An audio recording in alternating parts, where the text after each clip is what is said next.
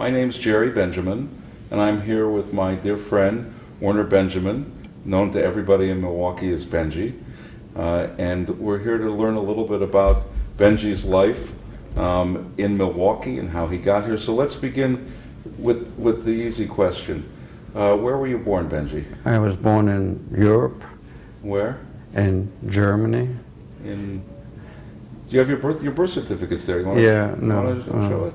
Anyway, I was born in Germany, and I migrated to the Netherlands, to Holland. You were born July 30th? Yes. 1927. 1927. It's a long time ago. That's a long time ago. Yeah. So when you were a young man, yeah, a kid, yeah. You say you went to Holland. I did, yeah. I came to Holland because I had relatives there that migrated there a few years prior to the war. So I spent a number of years in Holland till the war started, and I lived there till the end of the war in 1945. I was rescued by, at the time, by underground forces from the Netherlands, because a lot of the Jews were lined up and deported to different areas of camps. And not too many came back from that tour until the United States came and rescued most of them from Auschwitz and Dachau and places like that. But I was not there. Right. But I did get rescued, and I spent 3-4 years through the special forces, so to speak. And some of my relatives also were rescued. They lived in Holland, and they came here eventually in 1950. When you were living, you were a boy in Holland, right? Yes. Yeah. And you were showing. Maybe could you show the yellow star that's from Oh, there? yeah. Just and tell the story of it? Yeah. Right. Well, this. Okay. So Tell the story. this is a star that if you were Jewish, they made you put this on your shirt so they could identify you as being Jewish. And then they would make a point of catching up to you and take you to the railroad station. And that would be pretty much the end of whoever went on that particular train, except I was rescued prior to that trip by special forces. It has a letter. And this is a stamp. These are food stamps. Food was scarce at the time and shortly after, and that's what you would get, bread or milk or things like that. It has the letter J on it. The star, does that mean? the letter J is in Dutch. It means Jood, which means translated into means Jew. Right? Okay. And that I wore for some time, and I also, like I say, after I was rescued, I still wanted to remember a lot of things and show some memories from that time. Could you show your passport from when you were a young man in the Netherlands? The picture? Yeah, well, I can show you a passport. Yeah.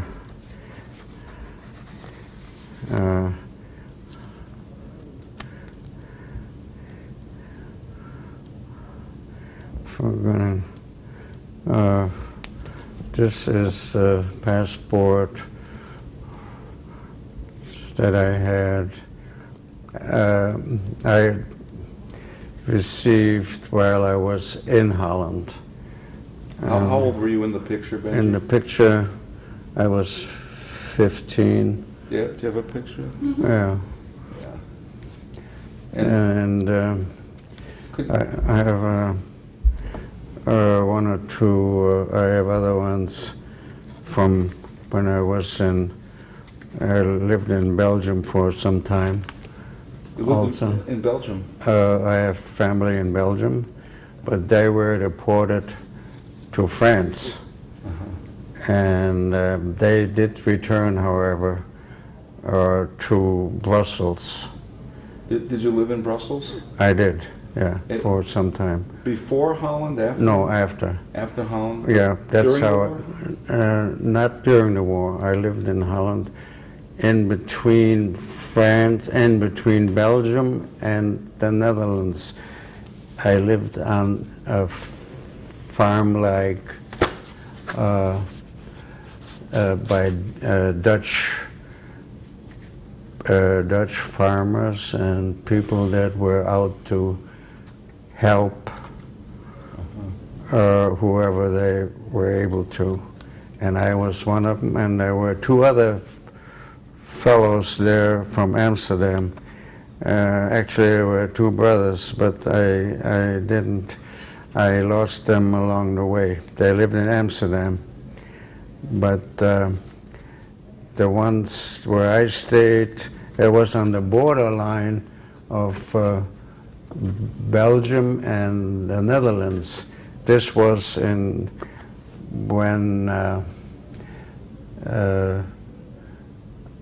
General Eisenhower came into Normandy from England. Right. The biggest battle that ever occurred in Europe was the Battle of the Bulge. I don't know if you probably heard of it. That's where the main part of the war occurred, and a lot of good guys came to an end there because there was a very heavy fighting. And I got rescued through them, actually, because I was close to the border of Belgium, where the American troops and the English came through, and I got rescued through them. Could you show the paper when VE Day happened, the newspaper? And this paper is a Dutch paper that was thrown from an American airplane over the city of like Eindhoven, and it shows the end of the war has come. It says Germany has capitulated. Is that the right? Yeah, capitulated. Right. And this is 1945, and that's how I came across this paper, and I kept it for all these years, which is how long? 50 years or more. More. And it shows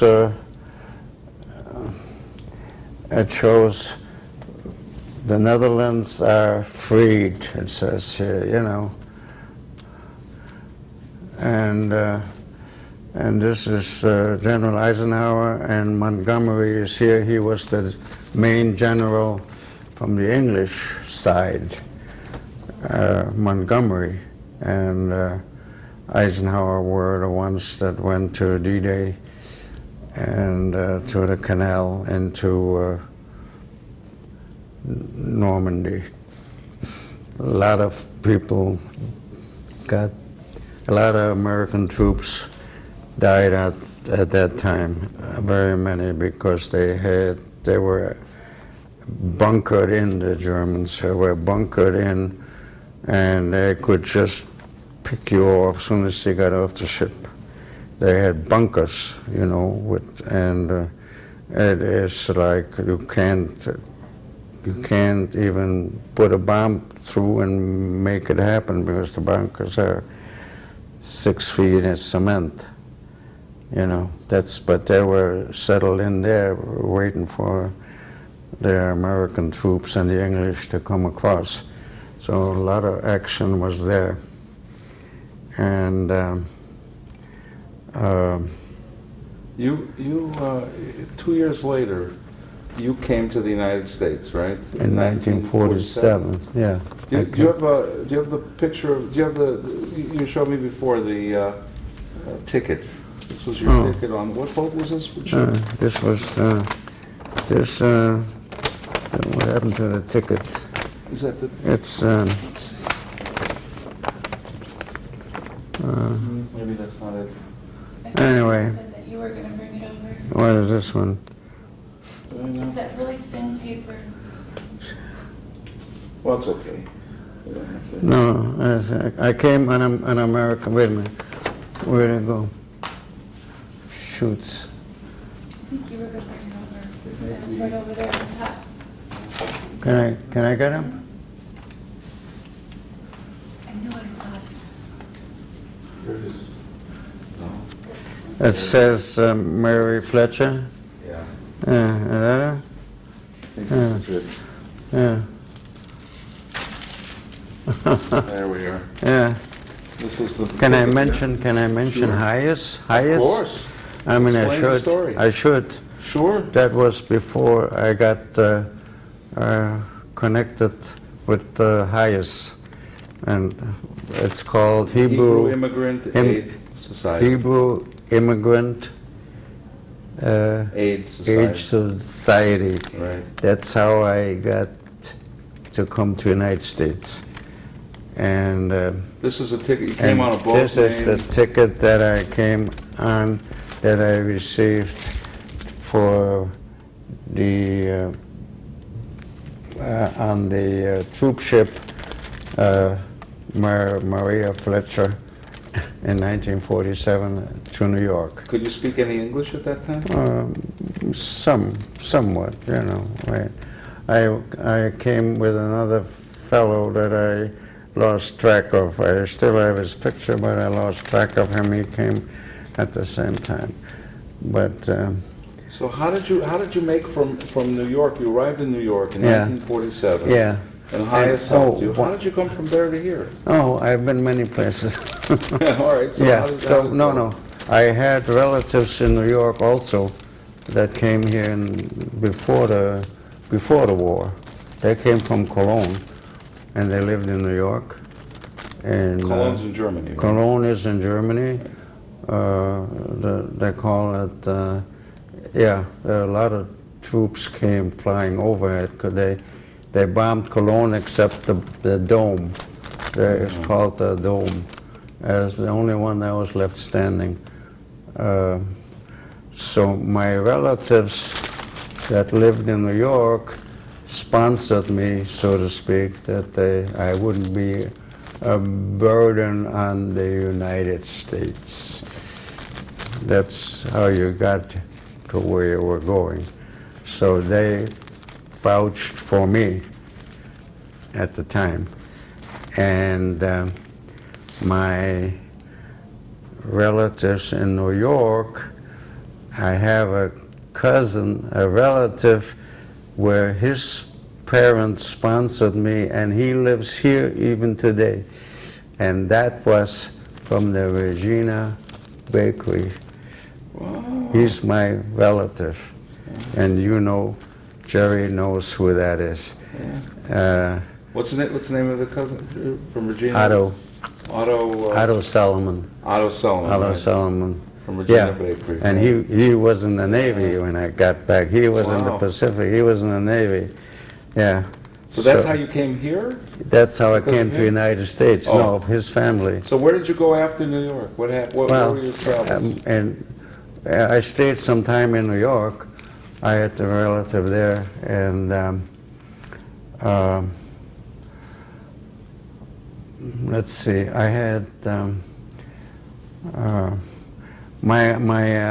one of my relatives that also was rescued came here from Holland. He lived in Holland with his parents, and they were all rescued also by the underground. They were rescued, and they lived in one of these in an attic for all these years. Wow. For 3 years or 4. Like Anna Frank. Yeah, like Aunt Frank, but she lived in Amsterdam, and my relatives, but they eventually came here. They were rescued, but some of the Dutch were real heroes, you know what I mean? They just put their lives on the line to rescue Jerry or you, and they did a lot, but not enough, of course. So very few were left over at the time after the war. But my cousin and his parents came here in 1950. But my cousin came about 2 weeks after I did. His name was Hyman, Rudy Hyman, and his parents, they came to Milwaukee. And my cousin Rudy had connections to Milwaukee. And he said to me, New York is a busy place, you know, I mean. So he said, I don't know, you can make it no room for us here. So we came here, and he finally married a girl from Milwaukee, and he lived here for quite some time until he got sick eventually. And he was a young man, and he got sick, but his daughter and he had a son and a daughter, and they're still alive. And the girl that he married at the time in 1950 lives in California, but she's in her 80s, late 80s, and she's rather ill. Not because of the war, but she's Right. and it had to do with age. So now my cousin Susie, she's finally decided to leave to California too, because that's where they live. Her mother lives there, and her brother in San Diego. You're here in Milwaukee. Yeah. What year did you start the business? Did you start the delicatessen? No. In '51 I went to the Army. Spent 2 years in the Army. Mostly in the United States. I never left the United States. There's a picture. Hold up the picture from the Korean when you were. See it right there? It's on top of Herb's picture. Oh yeah. No, it's not on top of Herb's picture. Yeah, this is. Oh yeah. That's the one. Yeah. Yeah, that's me. 1950, right? Yeah, 51. Anyway, you got it? Okay. That's that. And then one by one, that was returned in 52 or 3, I don't know. Yeah. So in the meantime, some of my relatives from New York decided to move to California, to a place right out of Los Angeles, Santa Ana. Mm-hmm. They were in business there, and they invited me to, after the war, after the came from the Army, come to California, you know. We want you to come and stay with us. And I did move to Santa Ana, which is a small town right outside Los Angeles, and not long after that they started Disneyland. Disneyland was born, and in Anaheim, you know, that's where Disneyland is. They had big land there, and they came and they said, well, we're going to put a gas station up here, and we're going to start building some houses, and you got to vacate. So, and that's when they went back to New York, and I went to Los Angeles. Los Angeles? And that's how I got to Los Angeles. I worked mostly in the food business. I worked for Hilton Hotels, for Statler at the time. Statler Hilton was called. And that's where I stayed a number of years. And to have a business in a big city like that and don't know your way around or know how to really speak the language, you're not going very far. So I had relatives here, and then they said, well, why don't you come here? So I came to Milwaukee. What year? And in 1959, 60, and that's when they had the first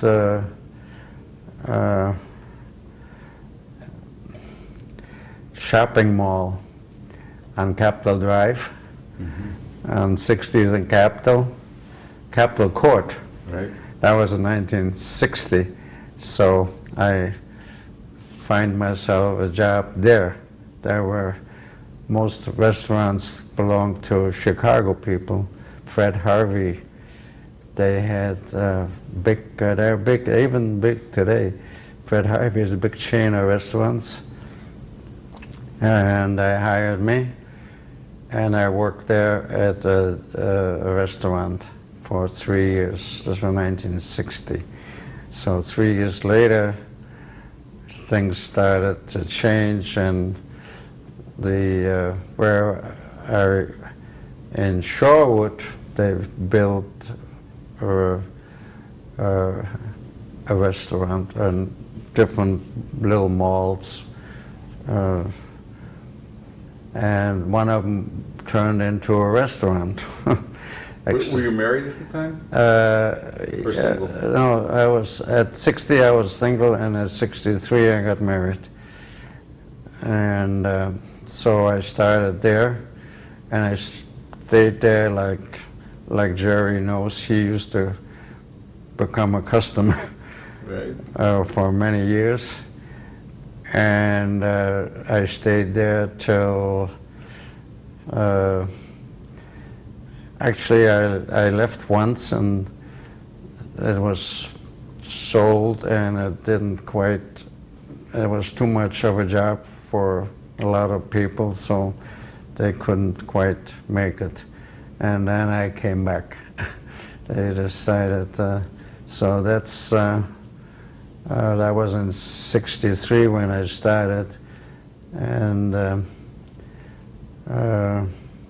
In Shorewood, it was fairly new. There weren't too many Jews in Shorewood either at that time. Most of them lived on the west side, you know, and 60th and Capitol, a lot of the Jews lived there, and all the Orthodox lived there. And even today, a lot of them live there. They returned there, you know, 60th and Capitol. And where Rabbi Twersky is still there. He has a shul there, and so. But little by little, they moved from there to Shorewood, and from Shorewood to further north, you know. To, but I stayed where I started for like almost 40 years, which is a pretty long time. And I got married in '66, and I had a daughter, which is, her name is Deborah, and this is one of her early pictures when she was a baby. But that's, did you see Can you it? tilt it down a little bit? Yeah, right there. Yeah. Yeah, and she was born in '69. So, and then we stayed in Shorewood for all these years. She went to all the different schools in Shorewood, and she studied at JMM, and she went to all the schools. And but after, she wasn't too interested in being in a deli business. It's a hard business. You can't always leave when you feel like it. Can I take these things out? Can I take them out? Yeah. So I sold the deli 10 years ago. Can you show the picture of, from the paper? There's a couple of pictures.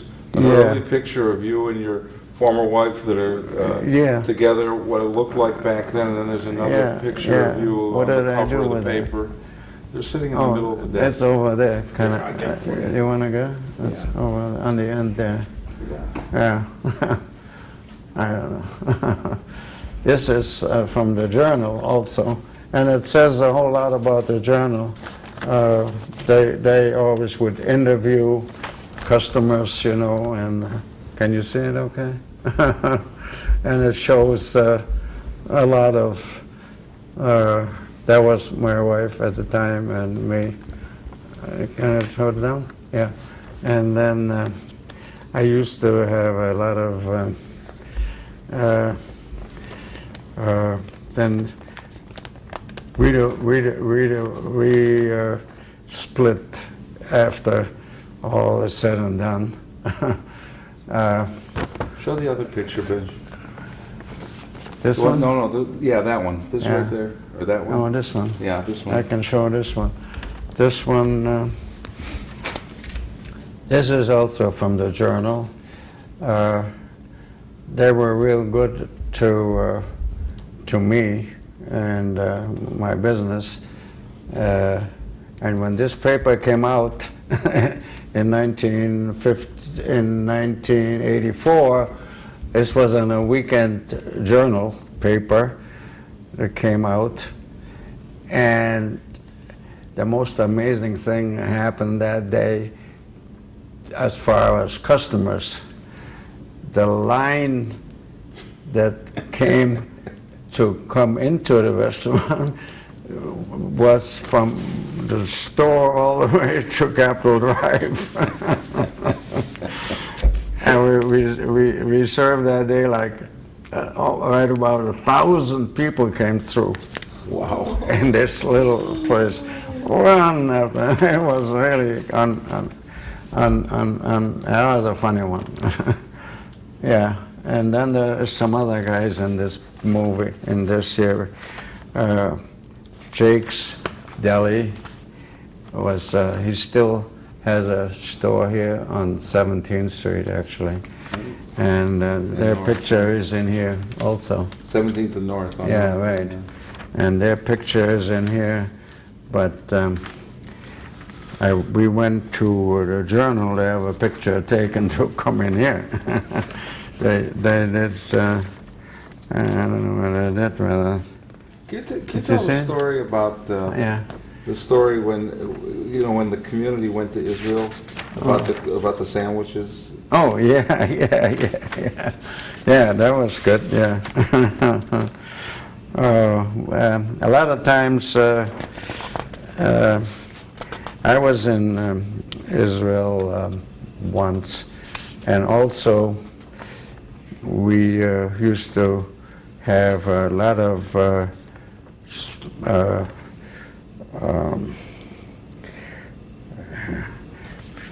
through the Federation, JMM Federation, we used to raise funds for Israeli the Causes. for the cause of this, really. And eventually, Mr. Chudnow, Ben Chudnow, was very active in, and he was a very generous man, and Mr. Sarov were very generous people. But usually we would come and meet at the Deli to raise funds, you know. And this, can I show? Sure. And this here is the end result of that eventually the money that was spent, Mr. Chudnow is the main source, but we all donated some of the money, and this was built by Mr. Chudnow in Timna Park. Right. It's a man-made lake, and next, it's right next to King Solomon's mines. A lot of tourists stop there on the way to It's near a lot. near Eilat. Yeah, So the near copper Eilat. mines. Yeah, right, the mines.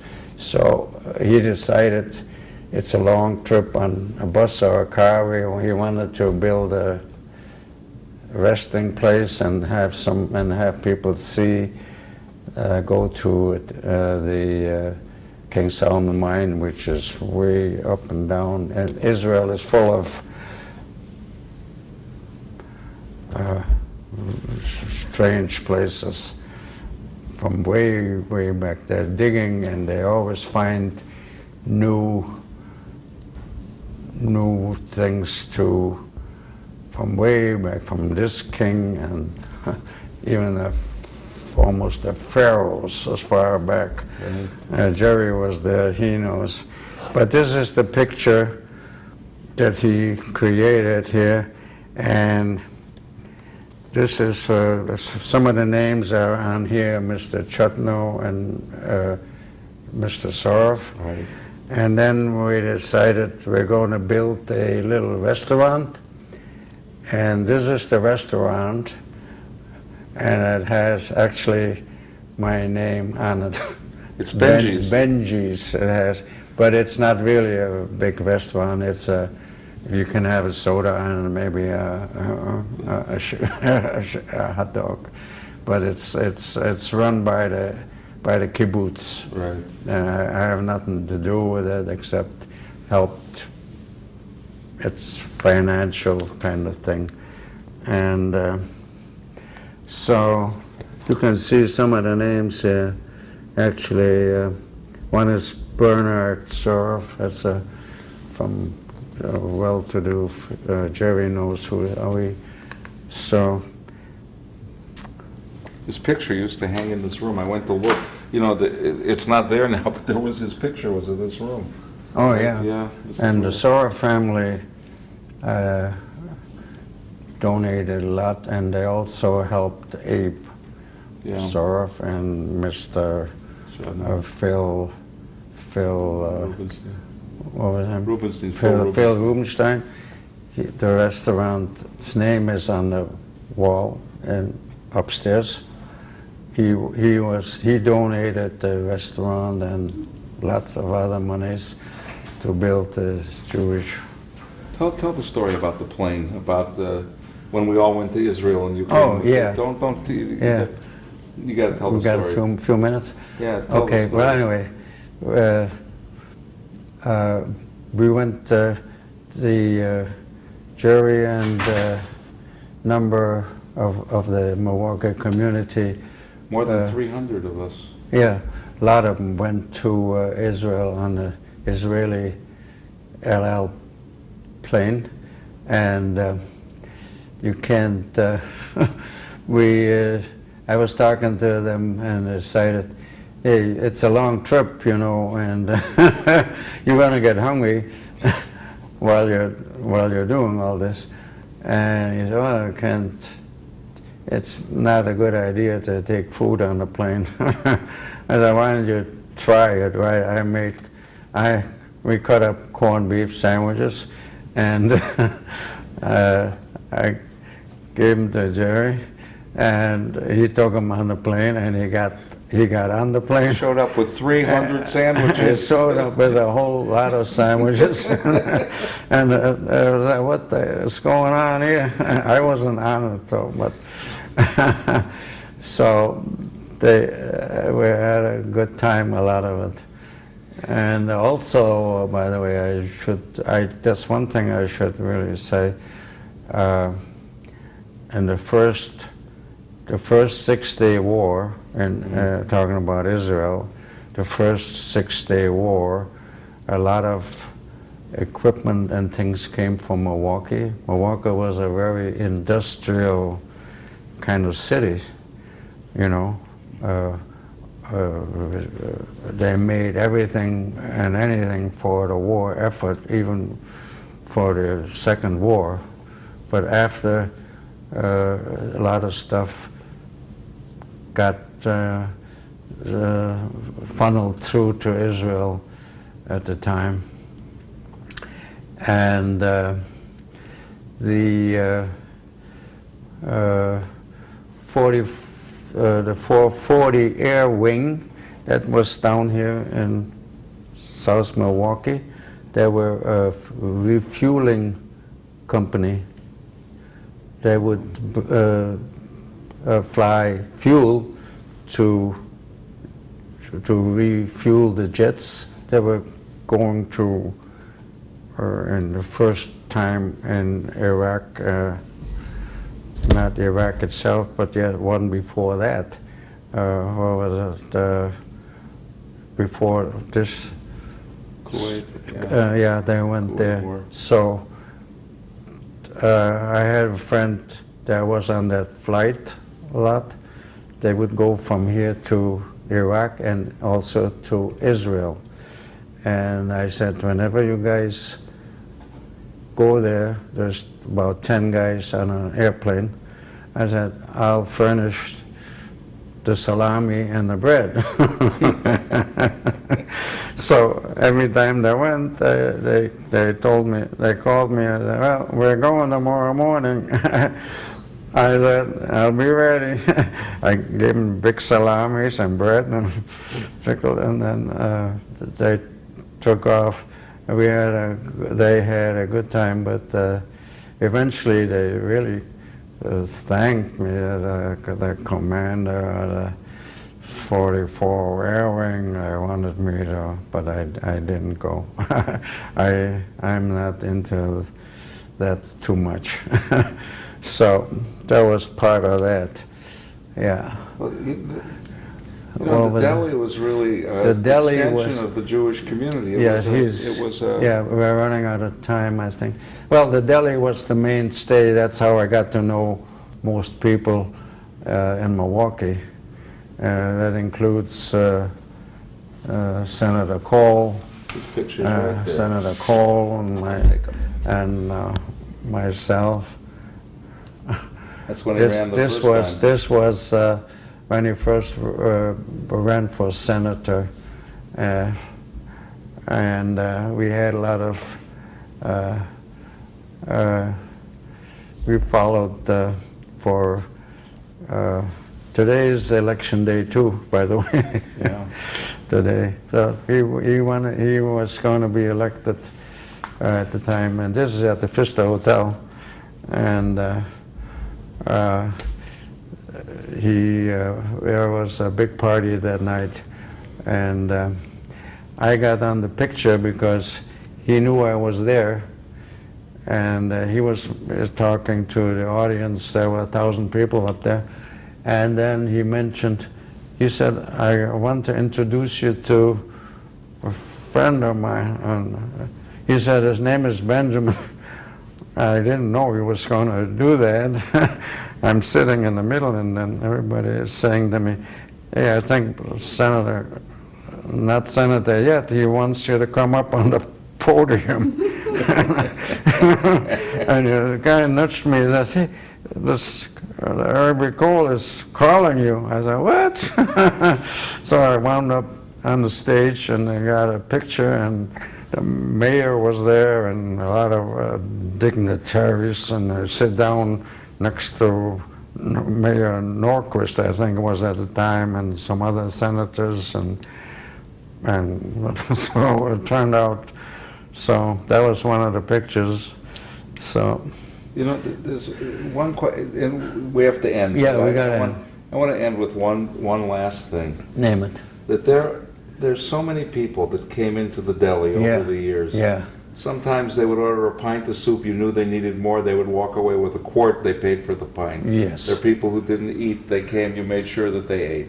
Absolutely. There are people. It was kind of a place that Yeah. took care of people. Yes. You seemed to always be happiest when you were helping other people. I tried that. Yeah, I knew how Is that. it true? Was that? I knew how it felt not to go hungry. I knew how that felt, and I tried to do some of it, yes. But there was a fellow, Mr. J. Kohl. He was here. He was one of the guys that used to place some of the refugees for jobs. The Jewish Family Service. Jewish Family Service. Right, Mr. He Kohl. was a friend of mine over there. He became a friend of mine because a restaurant takes people that, a lot of them don't speak English, and they speak Russian or speak that's when the Russian Jews came. the Jews came to Wisconsin, to Milwaukee. So I used to get a lot of times people come in, he says, can you put them to work? I said, yeah, okay, we manage that. So that's how.